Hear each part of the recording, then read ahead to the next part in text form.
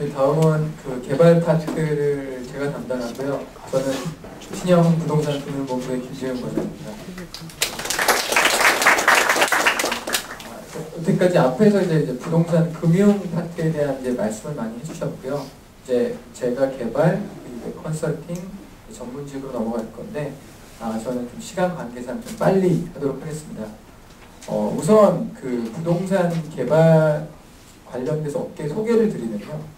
기본적으로 하나의 프로젝트가 진행되기 위해서 최소한의 디벨로퍼, 시행사가 있어야 되고요.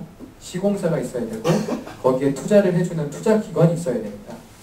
그리고 요즘에는 그 많은 경우에 그 어떤 사업의 안정성을 위해서 신탁사가 꼭 들어가고 있는 상황이고요. 최근에는 이제 관리형 토지 신탁 구조로 많이 사업이 진행이 되고 있습니다. 여기서 이제 말씀드리고 싶은 부분은 특히 디벨로퍼 같은 경우에 이제 많은 분들이 모르시는데요. 디벨로퍼에는 이 신형, 도시와 사람, PS 개발 등 이 부동산 개발을 전문으로 하는 이 시행사가 있습니다.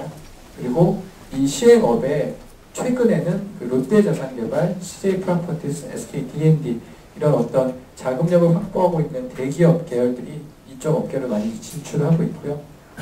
시공사는 워낙 잘 아시는 메이저 시공사들이 있고, 제가 이제 밑에 적어놓은 한라건설, KCC 등은 저 탑5의 메이저에 들지는 않지만 상당히 이제 재무적으로 안정하고 사업 능력이 우수한 회사라고 이제 증권사에서 추천하는 회사들이라 한번 좀 골라봤습니다. 마지막으로 이제 신탁사가 있는데요. 한국토지신탁, 대한토지신탁, 한국자산신탁처럼 역사와 전통이 많은 신탁사가 있고요. 최근에 이제 코람코 자산신탁이나 KB부동산신탁, 하나다오신탁 등 어떤 다른 부동산 금융 계열사 또는 리츠를 운영하는 회사들과 겸업을 하는 그런 회사들이 많이 늘어나고 있습니다. 여기 업무 소개에 보면은 개발, 금융, 상품 기획, 마케팅, PM, 경영 지원 이렇게 나눠져 있는데요. 이게 제가 소속되어 있는 신형의 각 팀들이라고 보시면 됩니다. 그래서 개발은 말 그대로 정말 딜소싱을 해서 사업성 검토하고 인허가 하는 개발 사업을 진행하게 되고요. 금융 파트에서는 최근에 이제 점점 금융에 대한 중요성이 높아지면서 펀드레이징 그리고 금융 구조, 새로운 금융 구조를 만드는 그런 업무를 담당하고요. 상품 기획은 주로 이제 설계 쪽 출신 분들이 오셔서 그쪽에서 어떤 새로운 트렌드에 맞춘 새로운 상품을 기획하고 만들어내는 그런 역할을 하고 계십니다. 그다음에 어떤 분야를 위해서는 마케팅이 필요하고요.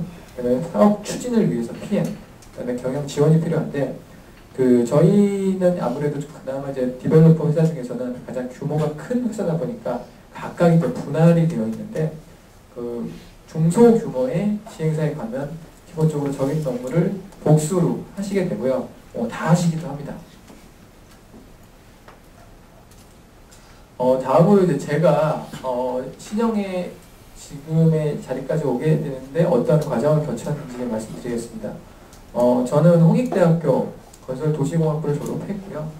대학을 졸업하고 이제 바로 이제 엔지니어로서 살아가기보다는 어떤 부동산 금융 쪽에 관심을 갖고 있었기 때문에 졸업 후 2년 정도 이제 ALCPA 시험을 준비를 해서 보험사로 들어갔습니다.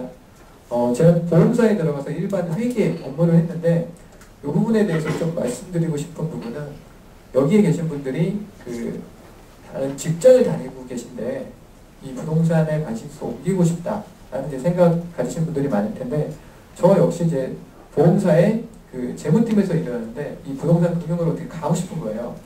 가고 싶은데 그 당시에는 이제 부동산 금융이 막 초기 단계라 갈 수 있는 방법이 이렇게 많지 않는 상황이었거든요. 이때 제가 꼭 부탁드리고 싶은 부분은 어떤 명확한 목표의식을 갖고 그걸 된다는 되는 상황이 미리 준비가 되어 있어야 되고요.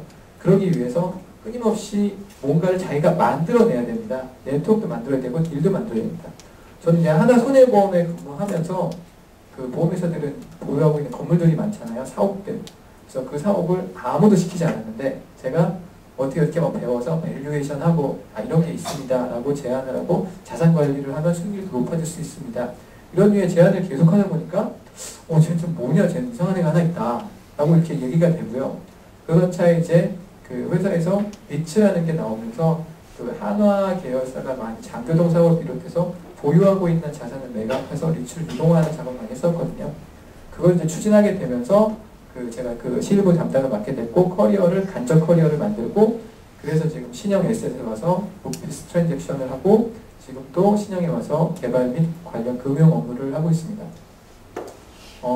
여기 계신 분들한테 이제 취업 지원을 간단히 드리자면 저 같은 경우에는 이제 초기 단계에 기본 지식을 좀 쌓았고 아까 말씀드린 대로 간접 경험 이 부동산 금융업으로 진출하시고 싶은 분들이 이제 나는 어떻게 하면 갈 수 있을까에 대해서 생각을 많이 갖고 계신데 막상 어떻게 할지 모르고 그냥 남들하는 거 좀 더 자격증 하나 더 따야지 토익 점수 올려야지 스펙 만들어놔야지 라고 생각을 하시는데 저도 이제 중간 관리자로서 직원을 뽑을 때 이제 알겠더라고요.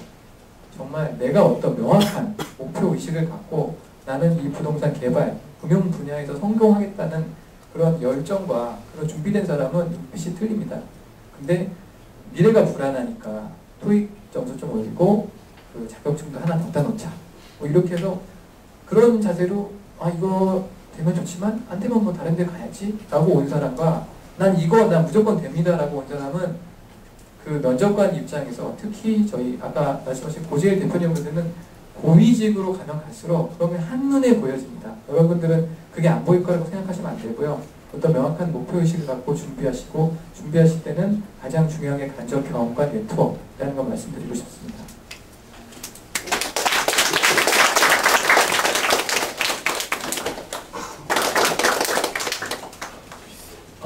마지막으로 전문직 감정평가 파트로서 정일 감정평가법인의 송봉구 감정평가사님께서 말씀해 주시겠습니다.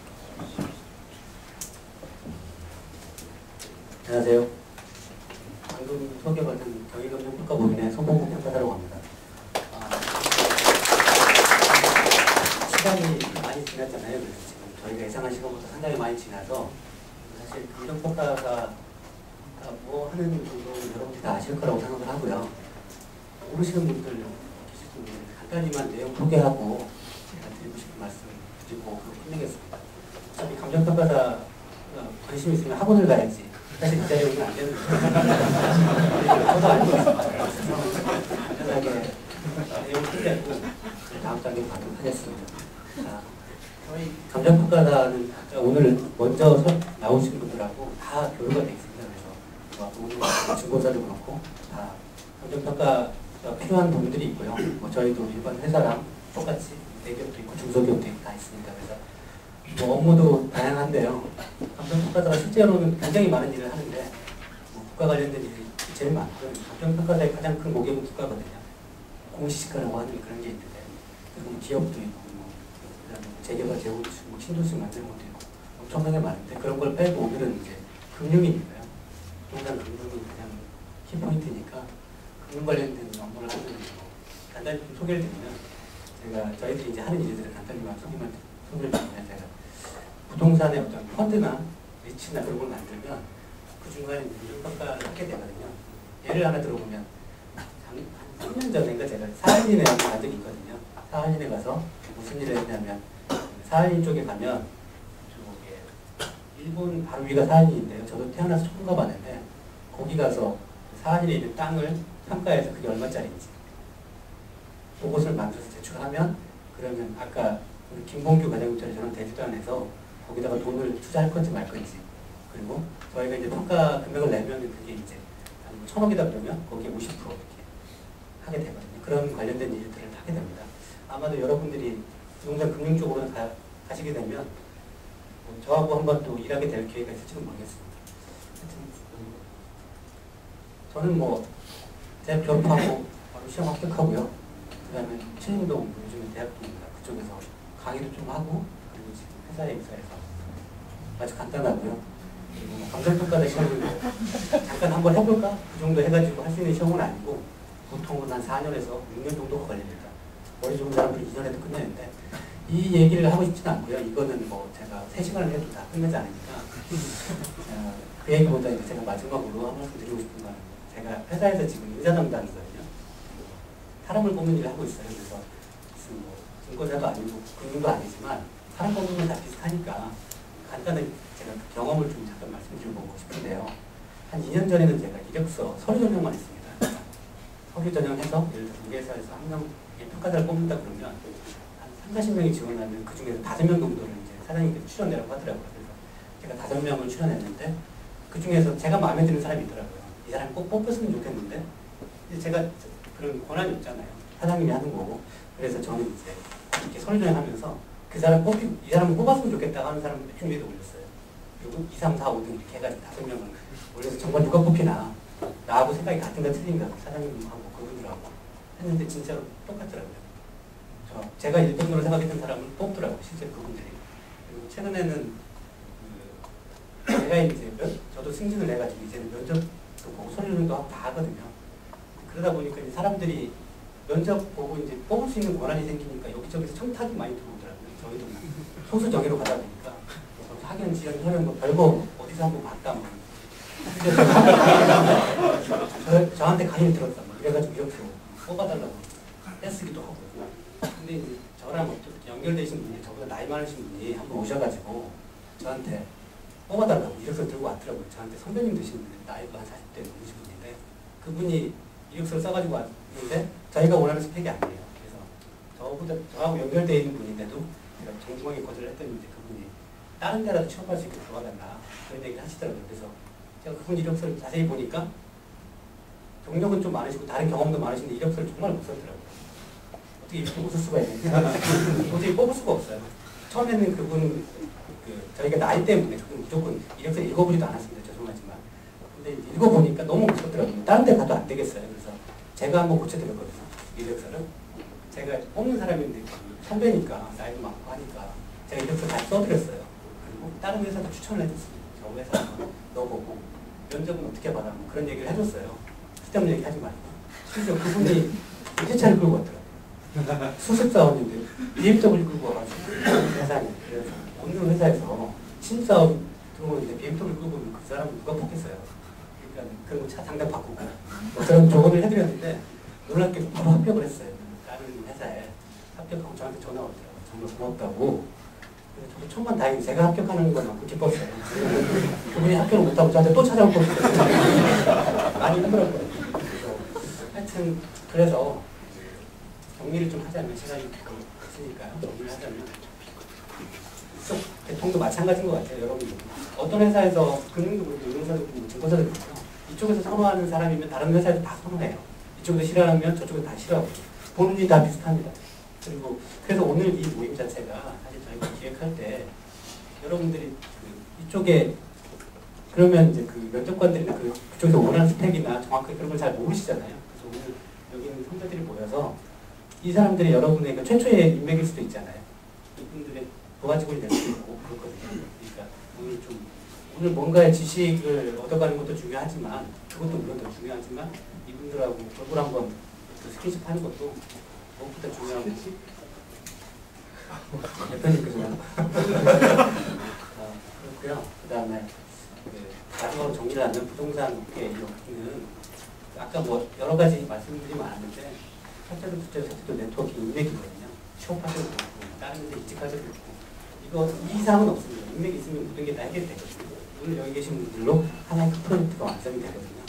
여러분들의 그 인맥의 첫 번째 저희 선배들이 뭐 제가 마무리 원래 매니저가 해야 되는데 마무리 비슷하게 하고 있는 건데 첫 번째 인맥이 저희들이 좀 됐으면 좋겠고요. 오늘 와주셔서 감사합니다.